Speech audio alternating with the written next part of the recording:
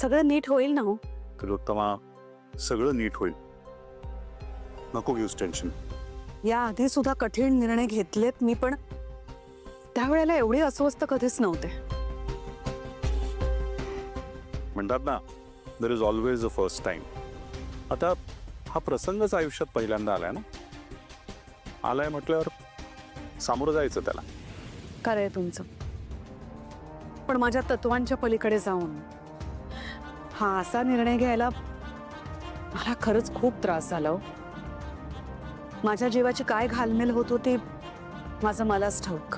मी कल्पना करू शकतो, पण एक बरं झालं की सावलीनी जबाबदारी घेतली आणि ती आणि अमृता राजकुमारला भेटायला गेल्या.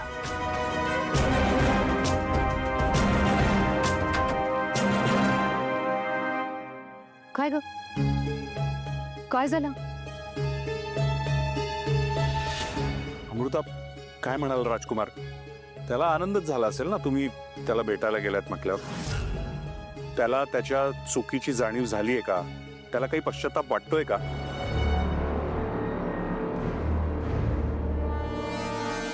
हो, वाईट वाटतंय त्यांना, पण आजींना शंका येऊ नये म्हणून आमच्या सोबत न येता संध्याकाळी येणार आहेत ते.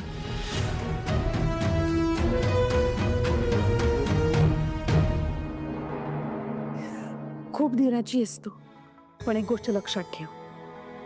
तुझ्या आईच्या नात्याने मी सांगते, राजकुमार इथे आल्यानंतर त्याच्या कुठल्याही चुकीच्या गोष्टींचं समर्थन तू करायचं नाहीस.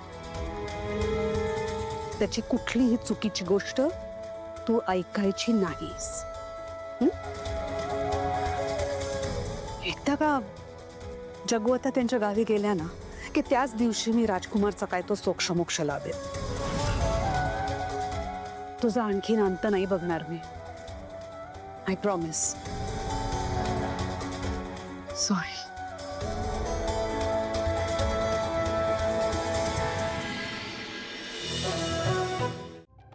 म्हणजे त्यांचं नाव काय होतं? कंस. हा, तर ही वॉज सो रूड. तो खूप रूड होता आणि त्याने ना कृष्णाच्या सगळ्या भावांना मारून टाकलं होतं. आणि जेव्हा त्याला कळलं की त्याच्या बहिणीचाच हा मुलगा आहे कृष्णा, तर त्याने रिव्हेंजचा प्लॅन बनवला. पण कृष्णाने स्वतः हिरो बनून त्याचाच वध करून टाकला.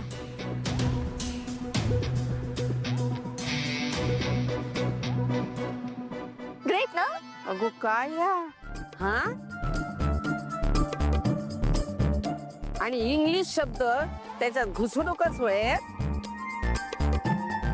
हो सावली, तू काय येता सांग बघूया. प्रयत्न करते आजी. संत एकनाथ महाराज, विंचू चावला काय मी करू, हे भारूड प्रचंड प्रसिद्ध आहे. पण त्यामागे सुद्धा एक कथा आहे. ती कथा सांगावीशी वाटते आज मला. संत एकनाथ महाराज नदीवर अंघोळ करत असताना त्यांना नदीत बुडणारा एक विंचू दिसला. त्या हतबल झालेल्या विंचवावर महाराजांना खूप दया आली.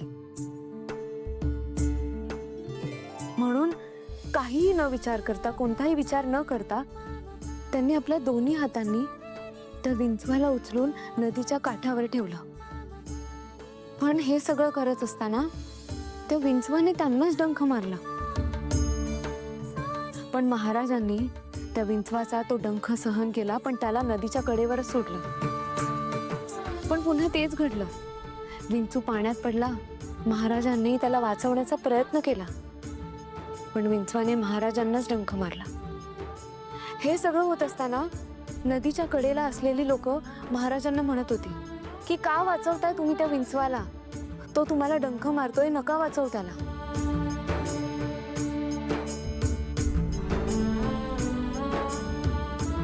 तेव्हा संत एकनाथ महाराज एकच म्हणाले की डंख मारणं हा त्या विंचवाचा गुणधर्म आहे,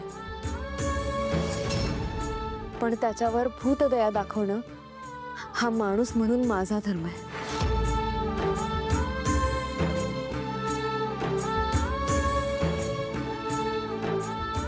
यातून एकच कळतं अधर्म करणाऱ्या बरोबर नेहमी अधर्मी वागून चालत नाही.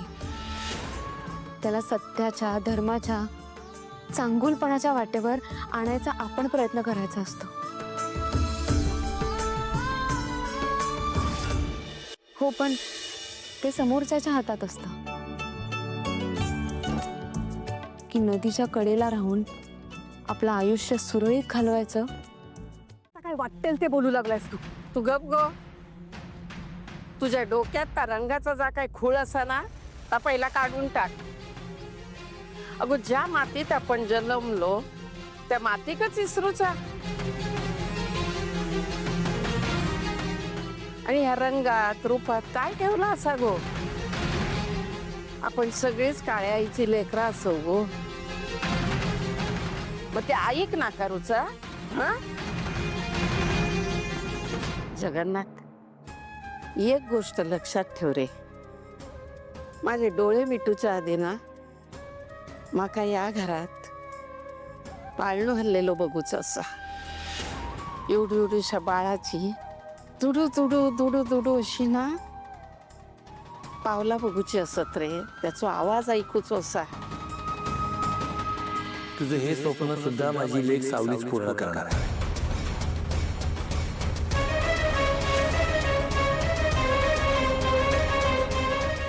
त्यामुळे ही पूजा सावलीला करू दे.